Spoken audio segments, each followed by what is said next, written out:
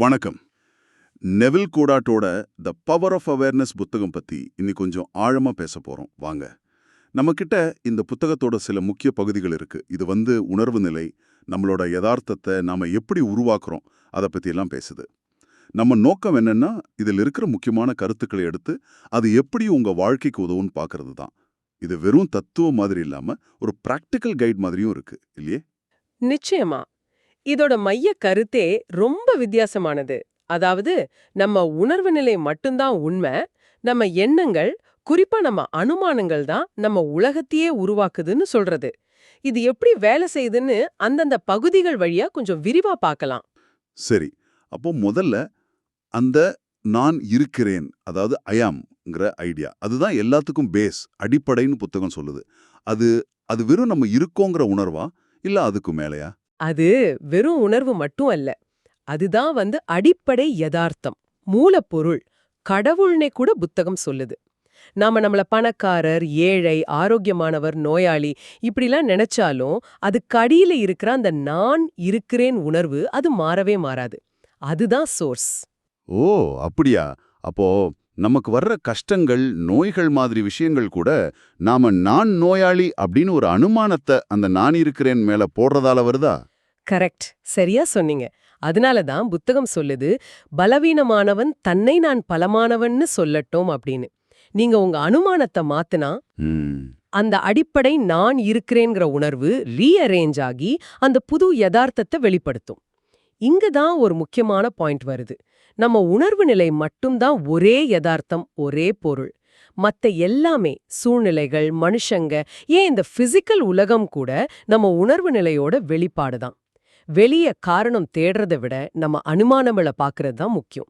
இதுதான் நேரா அந்த ஏற்றுக்கொண்ட நிலையின் சக்தி, அதாவது பவர் ஆஃப் அசம்ஷன்ங்கிற பகுதிக்குள்ள போகுது இல்லையா? நம்ம உணர்வு நிலையை தவிர வேற காரணங்கள் இருக்குன்னு நம்புறது தான் மனுஷனோட தப்புன்னு சொல்றது. இது கேட்க கொஞ்சம் ஷாக்கிங்கா இருக்கு. ஆமா, அதுதான் புத்தகத்தோட முக்கியமான வாதங்கள்ல ஒண்ணு. நம்ம வாழ்க்கையில நடக்கிற நல்லது கெட்டது எல்லாமே நம்ம அனுமானத்தோட விளைவுதான். அதனால வெளியில எதையாவது மாத்த நினைக்கிறதுக்கு முன்னாடி நம்ம மனச, நம்ம அனுமானத்தை மாத்தணும். அதான் மனதை புதுப்பிப்பதன் மூலம் மாற்றப்படுங்கள் அப்படின்னு சொல்றாங்க. சரி, ஆனா இது எப்படி செய்யறது? சும்மா பாசிட்டிவா நினைச்சா போதுமா? இல்ல இல்ல, இது அதை விட ஆழமானது. முதல்ல உங்களுக்கு மாற்றம் வேணுங்கிற ஒரு தீவிரமான ஆசை, ஒரு விருப்பம் இருக்கணும். சும்மா ஆசை இல்ல, அது ஒரு எரியிற தேவை மாதிரி. ரெண்டாவது, நீங்க என்னவாக ஆக நினைக்கிறீங்களோ அது ஏற்கனவே நடந்துருச்சுன்னு ஒரு நிகழ்கால உண்மையா மனசுல உணரணும். அதுதான் விருப்பம் நிறைவேறிய உணர்வு, feeling of the wish fulfilled. புரியுது. இப்போ நான் பணக்காரன் ஆகணும்னா, பணக்காரனா இருந்தா எப்படி ஃபீல் பண்ணுவனோ அந்த ஃபீலிங்கை இப்பவே நான் ஏத்துக்கணுமா?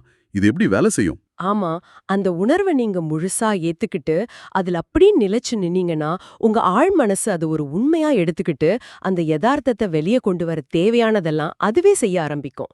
இது சும்மா கனவு காண்றதில்ல, இது ஒரு உள்நிலை வேலை. அதுக்கு கற்பனை தான் கருவி.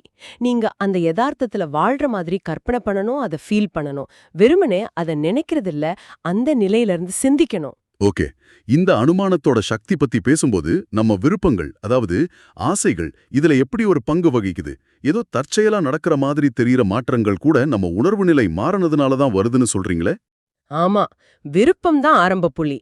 அந்த விருப்பம் ரொம்ப தீவிரமா ஆகும்போது அது உங்கள அந்த நிலையை அடைஞ்சிட்டதா அனுமானம் பண்ண வைக்கும்.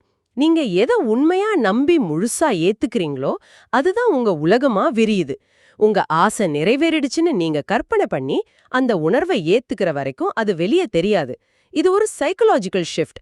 நீங்க விரும்பும் நபரா உங்களை நம்பாட்டி நீங்க இப்ப இருக்கிற நிலையிலேயே பாவம், குறிக்கோளை தவறவிடுதல் தான் இருப்பீங்கன்னு புத்தகம் சொல்றதோட அர்த்தமும் இதுதான். ஆ, கற்பனையை கரெக்டா பயன்படுத்துறது தான் முக்கியம். இதுக்கு கவனம், அதாவது அட்டென்ஷன் எவ்வளவு முக்கியம்? வாழ்க்கைய ஒரு நாடகம், நம்ம அனுமானம் தான் சீன் கிரியேட் பண்ணுதுன்னு சொல்றதை எப்படி புரிஞ்சுக்கிறது? கவனம், அது மிக மிக முக்கியம். உங்க கற்பனை ஒரு டூல்னா, கவனம் அதை இயக்குற பவர். நீங்க அந்த விருப்பம் நிறைவேறிய உணர்வுல உங்க கவனத்தை எவ்ளோ நேரம் குவிச்சு வைக்கிறீங்களோ அவ்ளோ சக்தி அதுக்கு கிடைக்கும். மத்த சந்தேகங்கள், டிஸ்ட்ராக்ஷன்ஸ் எல்லாத்தையும் ஒதுக்கிடணும். இதுதான் வாழ்க்கையோட நாடகத்துல உங்க ரோலை நீங்க முடிவு பண்ற விதம். உங்க அனுமானங்களுக்கு நீங்க அடிமையா இல்ல எஜமானராங்கிறத உங்க கவனம் தான் முடிவு பண்ணும். இந்த கவனத்தை வளர்க்க அதுக்கு ஏதாவது வழி இருக்கா? இருக்கு. புத்தகம் ஒரு பயிற்சி சொல்லுது. தினமும் நைட்டு தூங்க போறதுக்கு முன்னாடி அன்னிக்கு நடந்தத ரிவர்ஸ் ஆர்டர்ல நினைச்சு பாருங்க.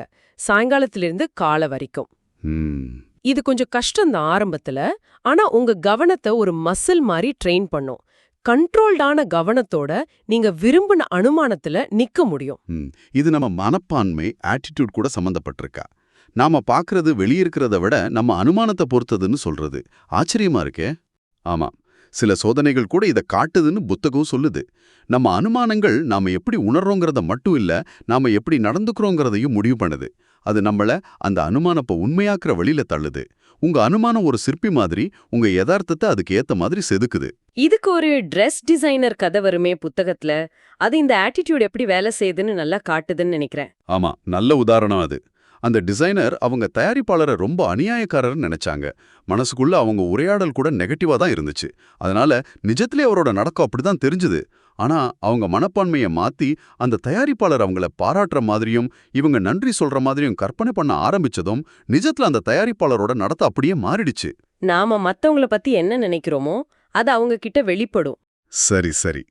அப்புறம் தீமையை எதிர்க்கிறதுக்கும் அதை துறக்கிறதுக்கும் உள்ள வித்தியாசம் பத்தியும் பேசுதே புத்தகம். அதுவும் முக்கிய மாதிரி தெரியுது. ஆமா, ரொம்ப முக்கியம். உன்னை எதிர்க்கிறதுனா அதுக்கு சக்தி கொடுக்கறது, உங்க கவனத்தை அது மேல வைக்கிறது. ஆனா அதை துறக்கிறதுனா அதுல இருந்து உங்க கவனத்தை எடுத்துட்டு உங்களுக்கு என்ன வேணுமோ அது மேல வைக்கிறது. தேவையில்லாத எண்ணங்களை ஒரு செடியில காஞ்ச கிளைய வெட்டுற மாதிரி உங்க கவனத்துல இருந்து கட் பண்ணினோம். உங்க இலட்சியத்துல மட்டும் கவனம் இருக்கணும். சரி, அப்போ இந்த அனுமானங்கள் எப்படி நிஜமாகுது? எல்லாமே உங்களோடது தான், அதை எடுத்துக்கோங்க, கேளுங்க, ஏத்துக்கோங்கன்னு சொல்றதோட ஆழமான அர்த்தம் என்ன?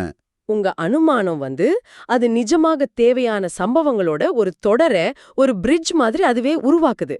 உங்க கற்பனை நீங்க விரும்பின நிலைய ஒரு மாளிகை மாதிரி உங்களுக்காக ரெடி பண்ணுது.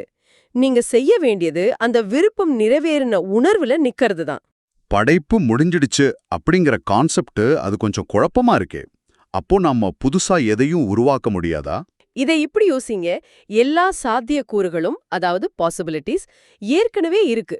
ஒரு பெரிய லைப்ரரியில இருக்கிற எல்லா கதை மாதிரி. நீங்க புதுசா கதை எழுதல.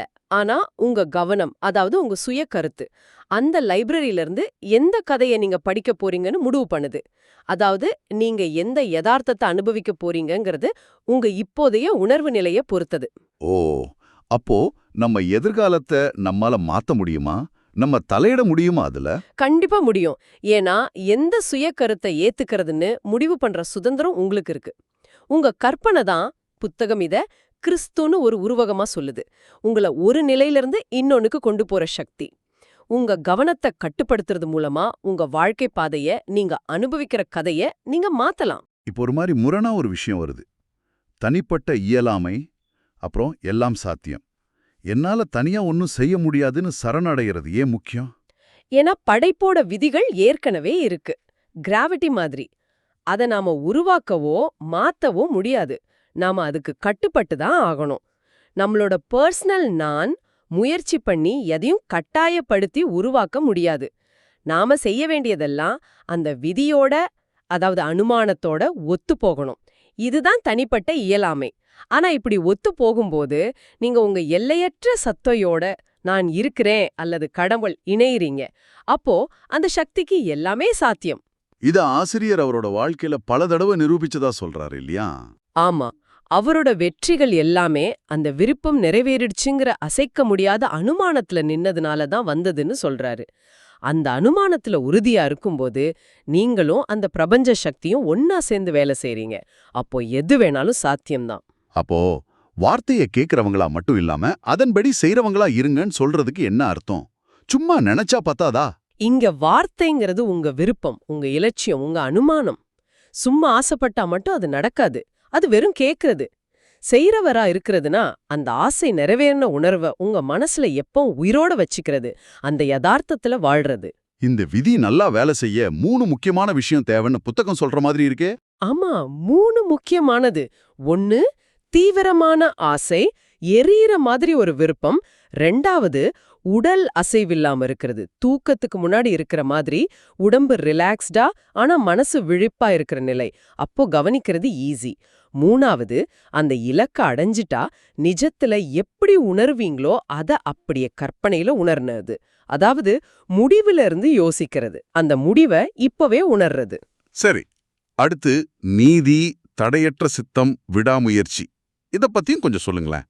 நீதினா நல்லவனா இருக்கிறது தானே? இந்த கான்டெக்ஸ்ட்ல நீதினா நீங்க என்னவாக ஆக நினைக்கிறீங்களோ அந்த நபரா இருக்கிற உணர்வு நிலை. நீங்க அந்த இலக்க அடையாம இருக்கிறது தான் பாவம், அதாவது குறிக்கோளை மிஸ் பண்றது. அந்த இலக்க அடைஞ்சிட்டதா உணர்றது தான் நீதி, உங்களை அந்த மிஸ் பண்ண நிலையிலிருந்து பாவத்திலிருந்து காப்பாத்தும். இது வெளி விஷயங்களை பத்தினதில்ல, உங்க இருப்பு நிலைய பத்தினது. தடையற்ற சித்தம். அப்போ நமக்கு முழு சுதந்திரம் இருக்கா? என்ன வேணா செய்யலாமா? எந்த அனுமானத்தை ஏத்துக்கிறதுன்னு முடிவு பண்றதுல உங்களுக்கு முழு சுதந்திரம் இருக்கு, அதுதான் உங்க ஃப்ரீவில். ஆனா ஒரு தடவை நீங்க ஒரு அனுமானத்தை உண்மையா ஏத்துக்கிட்ட பிறகு அது எப்படி நடக்கும், என்னென்ன நடக்குங்கிறத நீங்க கண்ட்ரோல் பண்ண முடியாது. அது தானா நடக்கும். நீங்க எதையும் செய்ய வேண்டியதில்ல, நீங்க இருக்கணும். உங்க அனுமானத்தை செலக்ட் பண்றதுல தான் உங்க சுதந்திரம். விடாமுயற்சி ஏன் இவ்ளோ முக்கியம்?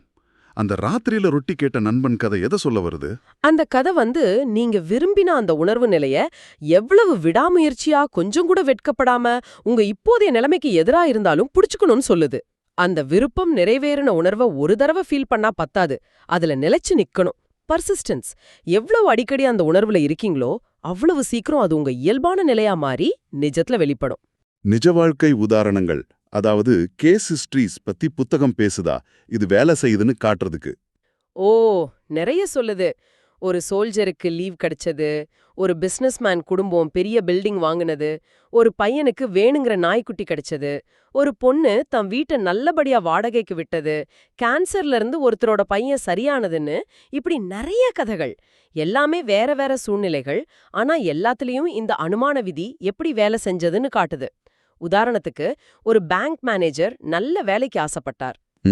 அவர் அந்த வேலையில ஏற்கனவே இருக்கிற மாதிரி கற்பனை பண்ணி அந்த உணர்வுலயே இருந்ததால எதிர்பார்க்காத விதமா அவருக்கு அந்த வேலை கிடைச்சது. ஆனா சில சமயம் நாம முயற்சி பண்ணியும் ஏன் ஃபெயில் ஆகுறோம்? ஃபெயிலியர். அப்போ இந்த விதி வேலை செய்யலையா?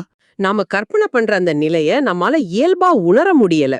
அந்த ஒரு நேச்சுரல்னஸ், அந்த இயல்புணர்வு எவ்ளோ கம்மியா இருக்கோ அவ்ளோ லேட் ஆகும், இல்ல நடக்காம கூட போகலாம். உங்க அனுமானம் நிஜமாக எவ்ளோ நேரம் ஆகுங்கிறது நீங்க அந்த நிலையை எவ்ளோ இயல்பா உணர்றீங்கிறத பொறுத்தது. இந்த இயல்புணர்வை எப்படி கொண்டு வரது? விடாமுயற்சியா கற்பனை பண்றது மூலமா தான். இப்போ நீங்க ஒரு இரும்பு பெஞ்ச்ல சங்கிலியால கட்டி போட்டிருக்கிறதா கற்பனை பண்ணா ஓடுறது உங்களுக்கு இயல்பா இருக்காது. ஆனா ஓடுறத கற்பனை பண்ணலாம். கற்பனையில ஓடுறது இயல்பா இருக்கும். அதே மாதிரி நீங்க விரும்புற நிலைய திரும்ப திரும்ப கற்பனை பண்ணி அதுல வாழ்றது மூலமா அத உங்க இயல்பான உணர்வா மாத்த முடியும். தோல்விங்கிறது உங்க முயற்சியில் இருக்கிற வீக்னஸ காட்டுதே தவிர விதி பொய்ன்னு சொல்லல. சரி, கடைசியா நம்பிக்கை, விதி, பயபக்தி பத்தி பார்க்கலாம். நம்பிக்கைனா வெளியிருந்து வர்றதா? இல்ல, நம்பிக்கைங்கிறது நீங்க அனுமானம் பண்ணின அந்த யதார்த்தம் உண்மைதான் உங்க மனசுக்குள்ள இருக்கிற உறுதி. இது உங்க உணர்வு நிலையோட வேலை. நம்பிக்கை என்பது எதிர்பார்க்கப்படும் பொருட்களின் சாரம், காணப்படாத விஷயங்களின் சான்றுன்னு பைபிள் சொல்றத புத்தகம் இந்த உள்நிலை உறுதியை தான் குறிக்குதுன்னு விளக்குது. நம்பிக்கை இல்லைன்னா நீங்களே உங்க அனுமானத்தை சந்தேகிக்கிறீங்க, அதனால தோத்து போறீங்க. நம்ம விதி அது முன்னாடியே எழுதியாச்சா? உங்க உணர்வு நிலைதான் உங்க விதிய ஒவ்வொரு நிமிஷமும் எழுதுது. நீங்க சும்மா பாத்துட்டு இருக்கிற ஆள் இல்ல. உங்க சுய கருத்தை மாத்துறது மூலமா, உங்க அனுமானங்களை மாத்துறது மூலமா உங்க விதிய நீங்களே உருவாக்க முடியுங்கிறத உணர்றது தான் உங்க உண்மையான விதி. கடைசியா பயபக்தி, ரெவரன்ஸ், இது எதை சொல்லுது? நீங்க யாருங்கிறது ரொம்ப ஆழமா உணரும்போது, அதாவது அந்த படைக்கிற சக்தி உங்களுக்குள்ள தான் இருக்கு, அந்த நான் இருக்கிறேன் தான் எல்லாத்துக்கும் மூலம்னு வெறும் அறிவா இல்லாம ஒரு ஃபீலிங்கா உணரும்போது, ஒரு ஆழமான பயபக்தி, ஒரு அமைதியான மரியாதை தானா வரும். அந்த படைப்பாளி வேற யாரும் இல்ல, உங்க உண்மையான சுயம்தான். அந்த சக்தி அன்புல தான் இயங்குதுன்னு உணர்றது ஒரு நன்றி உணர்வையும் பக்தியும் கொடுக்கும். ரொம்ப அருமை. ஆக நெவில் கோடாட்டோட இந்த புத்தகத்திலிருந்து நம்ம கத்துக்கிட்ட முக்கியமான விஷயம், நம்ம உணர்வு நிலை, குறிப்பா நம்ம அனுமானங்கள் தான் நம்ம யதார்த்தத்தை உருவாக்குற சக்தி வாய்ந்த கருவிகள். கரெக்ட். நீங்க மாற நினைக்கிற நிலைய சும்மா விரும்புறத விட நீங்க ஏற்கனவே அந்த நிலையில இருக்கிறதா உணர்ந்து அந்த உணர்வுல விடாமுயற்சியா இருக்கிறது தான் முக்கியம். கற்பனை தான் அதுக்கு வழி. கட்டுப்படுத்தப்பட்ட கவனம் தான் அந்த வழியில போக தேவையான சக்தி. இத உங்க வாழ்க்கையில எப்படி பயன்படுத்தலாம்னு யோசிச்சு பாருங்க. ஒரு சின்ன அனுமானத்துல ஆரம்பிச்சு அதை உணர்ந்து அதுல நிலைச்சு நின்னு என்ன நடக்குதுன்னு கவனிக்கலாம். பயிற்சி பண்ண பண்ண சரியாகும். உங்களுக்காக ஒரு கடைசி கேள்வி. உங்க உணர்வு நிலைதான் ஒரே யதார்த்தம்னா, நீங்க இப்ப வச்சிருக்கிற அனுமானங்களுக்கு அந்த பக்கம் உங்களால கற்பனை பண்ண முடியற, ஆனா இன்னும் அனுபவிக்காத விஷயங்களோட உண்மையான எல்லை தான் என்ன? இந்த ஆழமான கலந்துரையாடல்ல எங்களோட இருந்ததற்கு நன்றி. திரும்பவும் சந்திக்கலாம்.